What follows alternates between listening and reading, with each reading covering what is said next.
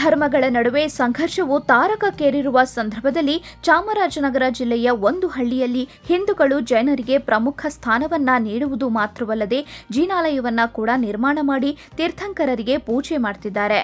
ಅದು ಎಲ್ಲಿ? ಈ ವಿಶೇಷ ಆರಾಧನೆಗೆ ಕಾರಣವೇನು ತಿಳಿಯೋಣ ಬನ್ನಿ.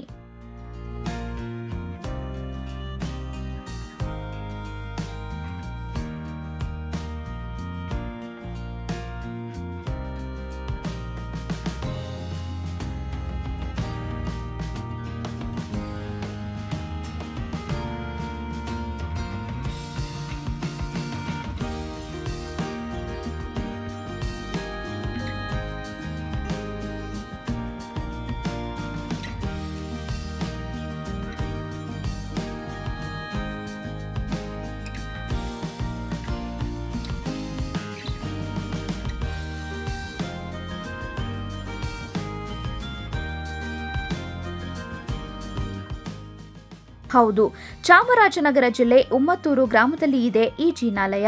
ಇಲ್ಲಿ ಗ್ರಾಮಸ್ಥರು ಪ್ರತಿನಿತ್ಯ ಮಹಾವೀರ ತೀರ್ಥಂಕರರಿಗೆ ಪೂಜೆಯನ್ನ ಸಲ್ಲಿಸುತ್ತಿದ್ದಾರೆ. ಈ ಜಿನಾಲಯವನ್ನ 11ನೇ ಶತಮಾನದಲ್ಲಿ ಪೇರ ಮಂಡಯ್ಯ ವಾಯು ಪಂಡಿತ ಎಂಬುವವರು ನಿರ್ಮಾಣ ಮಾಡಿದ್ರು ಎಂದು ಹೇಳುತ್ತಾರೆ. ಅದಕ್ಕೆ ಅವರ ಚಿಕ್ಕ ಕಲ್ಲಿನ ಪ್ರತಿಮೆಯೂ ಇಲ್ಲಿದ್ದು ಸಂಕ್ಷಿಪ್ತವಾಗಿ ಮೂರ್ತಿಯ ಕೆಳಗೆ ಸಂಸ್ಥಾಪನಾ ವಿವರಗಳಿವೆ.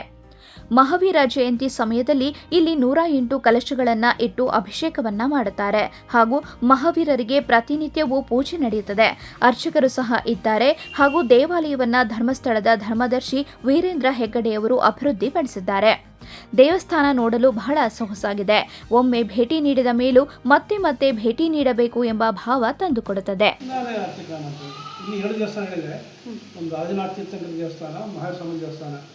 ಆದಿನಾಥ ತೀರ್ಥಂಕರು ಮೊದಲನೇ ತೀರ್ಥಂಕರು, ಇವರು ಕೊನೆ ತೀರ್ಥಂಕರು. ಈ ದೇವಸ್ಥಾನ ಹೆಚ್ಚು ಕಮ್ಮಿ 11ನೇ ಶತಮಾನದಾಗಿರೋ ದೇವಸ್ಥಾನ ಇದೆ. ಇಲ್ಲಿ ದೇವಸ್ಥಾನ ಹಿಂಭಾಗ ಶಾಸನ ಇದೆ. ಇಲ್ಲಿ ಪೆನಗೊಂಡೆ ವಾಯಣ್ಣ ಪಂಡಿತರ ಸೇವೆ ಇತ್ತಿದೆ.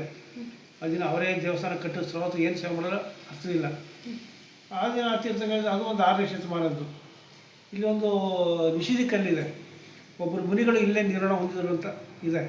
ಆ ಕಲ್ಲು ಇಲ್ಲೇ ಪಕ್ಕದಲ್ಲಿದೆ. ಇದು ನಮ್ಮ ತಲಾಂತರದಿಂದ ನಮ್ಮ ಪೂರ್ವಿಕರೇ ಪೂಜೆ ಮಾಡ್ಕೊಂಬರ್ತಾ ಇರೋದು. ಈಗಲೂ ನಾವು ಪೂಜೆ ಮಾಡ್ಕೊಂಡು ಹೋಗ್ತಾ ಇದ್ದೀವಿ.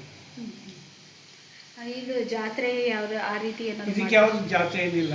ಪ್ರತಿ ಕಾರ್ತಿಕ ಮಾಸದ ಮೊದಲನೇ ದಿವಸ ಪಾಡ್ಯ ದೀಪಾವಳಿ ಅಮಾವಾಸ್ಯೆ ಮಹಾವೀರ ತೀರ್ಥಂಕರ ಮೋಕ್ಷವಾದ ದಿವಸ ಅವರು. ಆವತ್ತು ಒಂದು 108 ಕಲಶಗಳ ಅಭಿಷೇಕ ಆಗುತ್ತೆ. ನಮ್ಮ ಕನಕಗಿರಿ ಸ್ವಾಮೀಜಿಗಳು ಬರ್ತಾರೆ ಮತ್ತು ಭಕ್ತಾದಿಗಳು ಬರ್ತಾರೆ.